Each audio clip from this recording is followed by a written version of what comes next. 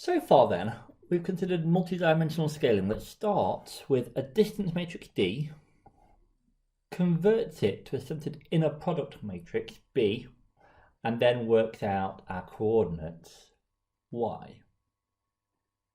And we said that D doesn't need to be a metric distance. It's typically a distance matrix. Now, we don't need to use distance matrices at all. Instead, we can use similarity matrices. So we say that F, which is an n by n matrix, is a similarity matrix if it's symmetric and if Fij is less than or equal to Fii for j equals 1 up to n. Okay, so the first condition here says that object I is as similar to object J as object J is to object I. Yep, the similarity between object I and object J is the same as the similarity between object J and object I. The second condition here says that an object is at least as similar to itself as to any other object. So the similarity between I and itself is at least as big as the similarity between I and J. So let's have an example. So we've already talked a little bit about inner products being considered as similarities. Well, we can define the cosine similarity. Let's say between vectors x and y. That's defined to be the angle between them. So you know from your dot product, your inner product, this is x transpose y, so the inner product between them, divided by the length of x and the length of y. Or, and we're thinking about this is the inner product between the normalized vector x, so x divided by its length, and a normalized version of y, so y divided by its length. So this measures something about the similarity between x and y. And we can check that it's symmetric. So this property is satisfied. And we can also see this property is satisfied as well, in that the similarity, the cosine similarity between x and x is 1, and in general it's less than or equal to 1.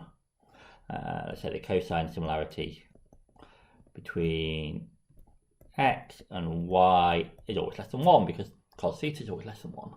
Yeah. By the Cauchy-Schwarz inequality, if you want to prove it. So just know that this measures something about the relative similarity between two vectors. The similarity, the cosine similarity between x and y equals the cosine similarity between x and alpha times x, where alpha times y, sorry, where alpha is bigger than 0. Yep, so it doesn't matter if I multiply y by anything, because we normalize the vectors first, they have the same similarity. Okay, so this type of similarity is only useful in certain situations. If the absolute size of the vector matters, then you shouldn't use the cosine similarity. Okay, but it's just an example. So there's a way of converting between similarity matrices and distance matrices. Okay, so let's say, suppose that F is a positive semi-definite similarity matrix. Okay, then if we let Dij be the ith element of F plus the jjth element minus 2 times the ijth element, and the square root of all that, then D, which is the matrix that has elements Dij, is a Euclidean distance matrix. Okay, so this is a way of converting from similarity matrices to Euclidean distance matrices. And moreover, it's centered in a product matrix, which is minus 1/2 H, the Hadamard product of D with itself, times H. This can be computed by HF. H. Okay. So let's prove this. Well, first of all, let's say that Fii plus Fjj minus 2Fij, this has got to be bigger than 0 by property 2 of the similarity matrices. So the first thing to know is D is a distance matrix. Yep. If we look back to the definition of the distance matrix right at the start of this chapter, you can go through and you can check all of those things. Okay. Now, taking the square root of a positive number, it's going to be symmetric, and so on. So the proof is going to work in 2 steps then.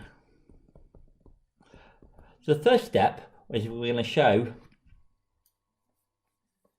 that B, which is minus 1/2 H D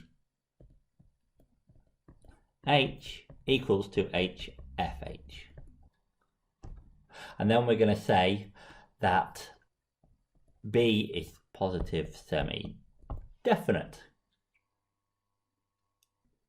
The next step is then to use the theorem. So if B is positive definite, theorem, I think we call it 6.1, implies that D is Euclidean. Remember, that was the result we said, that if the centered in a product matrix is positive semi-definite, then D is Euclidean. Okay, so all that we've got to do for this proof is prove this. Yeah, we've got to show that HFH equals minus 1/2 H in a Hadamard product to D with itself, H. Well, first of all, let's let A then be minus 1/2 D Hadamard with D, so that Aij is minus 1/2 Dij squared. Or in other words, this is, if we substitute in the expression for F, this is going to be Fij minus 1/2 Fii plus Fj. So now let's sum over the i's. Okay. So let's say, let's sum over the j's. So let's consider what I'm going to call ai dot bar.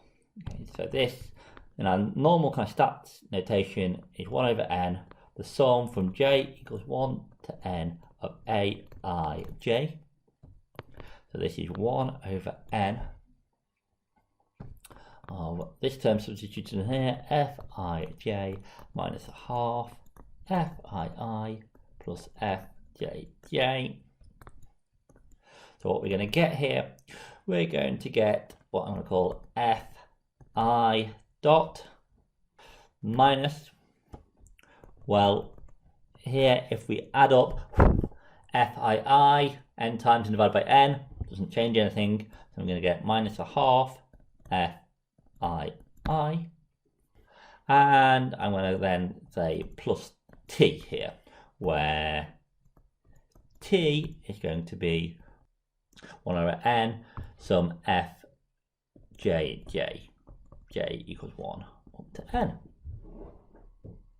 So the sum of all the self-similarities. Similarly, a bar dot j is going to be f bar dot j minus 1/2 t plus f j. Okay, by symmetry. And if I now sum over j as well, I'm going to get a bar dot dot.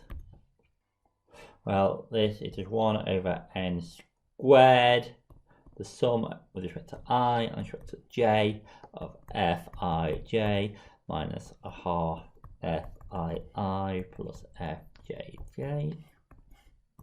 So we're going to get here, I'm going to call it F bar dot dot minus a half t plus t, which is F bar dot dot minus t. So before we do the next bit, I just want to recall something from the centering matrix. So we didn't prove it at the time, we're going to prove it this week in the examples. Okay? So property 7 of H.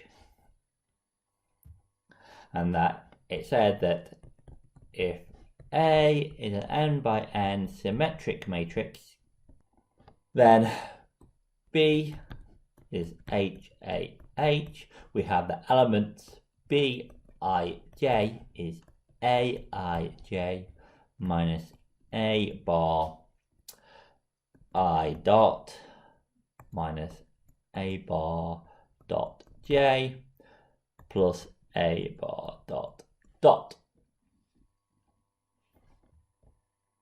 Okay, so that's what we've got here, right? We defined A to be minus a half D had a mod with D. So B is indeed HAH here. Okay. So what have we got? We've got that Bij is Aij. Well, Aij is just Fij minus a half Fii plus Fjj. So that's this bit. Then we said that A bar I dot, this is F I dot bar minus a half Fii plus t. So that is this bit. Minus A bar dot j. Well, that was F dot bar j minus a half Fjj plus t. Okay, so this bit is this bit. And then finally, we've got plus A bar dot dot, which is F bar dot dot minus a half, minus t. So if we work all this out, this is going to be Fij minus Fi dot minus F bar dot j plus F bar dot dot, and then the t's are going to cancel, the Fi's cancel, and the Fjj's cancel. Okay, now this is in the same format as this. Yep. So we must know that B here is also HFH. Okay. So that proves what we wanted to prove. Right? Well, we've one last little bit to say. Let's just say that F is positive semi-definite. H equals H transposed. So B must also be positive semi-definite. And that completes the proof. Yep. We've shown, first of all, that B does equal HFH. We've said that if F is positive definite, then B is positive definite. Then we rely upon our theorem that says if B is positive definite, D is Euclidean. And we're done.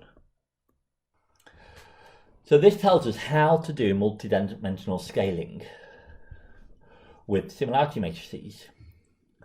We first, given a similarity matrix F, we apply double centering to it to get B, and then we do exactly what we did before.